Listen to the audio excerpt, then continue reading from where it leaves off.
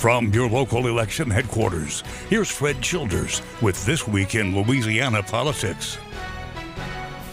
Good morning, everyone. I'm Fred Childers. Thanks for joining us for This Week in Louisiana Politics on your local election headquarters.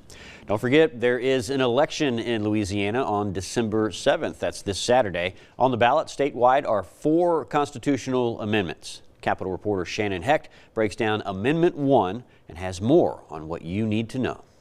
Amendment 1 asks, do you support an amendment to allow the Supreme Court to sanction a judge upon an investigation by the Judiciary Commission and provide that the recommended sanction shall be instituted by the Judiciary Commission or by a majority of the Supreme Court, and to provide for the appointment of 5 members of the Judiciary Commission? The Louisiana Judiciary Commission looks into allegations of misconduct by judges and recommends punishments to the Supreme Court. The current makeup of the commission is 9 people, 3 judges, 3 lawyers, and 3 regular citizens. It would also allow the Supreme Court to ask the Judicial Commission to make a formal request that they do an investigation. Right now, maybe it's something informal, but there's no formal way the Supreme Court can say, hey, we think this is an issue. Would you please investigate it? The proposed change would expand it to 14 members, with the 5 additional members being appointed by the Louisiana Speaker of the House, President of the Senate, and the Governor. There is no clear language in the proposed law for the requirements of those 5 members. The pushback on that is that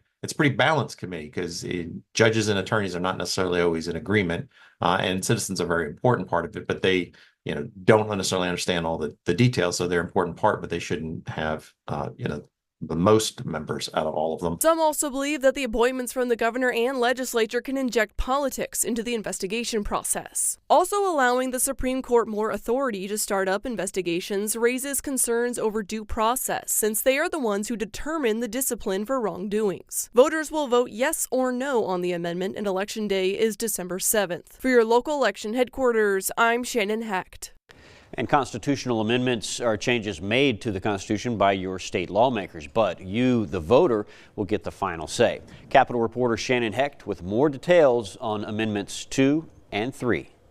Amendments 2 and 3 aim to slow down the budgetary process in the Louisiana legislature. This comes after the 2023 regular session ended in shouting and confusion after the operating budget came out of a closed-door conference with hefty changes and only moments to pass it before the clock ran out, triggering a special session to pass a budget. Amendment 2 would require 48 hours between a conference committee report being released and any official votes. You have to wait 48 hours to vote on a budget bill.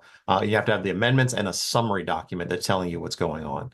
So both of those things have to happen, for the 48-hour clock to even start. Amendment 3 is similar in that it would allow the legislature to extend the regular session in increments of 2 days, up to 6 days, to allow for time to review the budget bills before voting. Right now, if the budget is not passed by 6 p.m. on the final day, a special session must be called. Those for this amendment say it would be a cost savings to not call the additional session. And while these are both spiritually, I think, linked, they are not legally linked. So 2 can pass, and 3 can fail and vice versa, and it doesn't affect the other one. Those against the amendments believe that the legislature should prioritize their time better to naturally have the time to review the budget bills within the 60 or 45 days of session. For both of them, a very similar argument is like, well, the legislatures ought to get their business done in the time allotted. One can pass without the other. Election Day is December 7th. For your local election headquarters, I'm Shannon Heckt.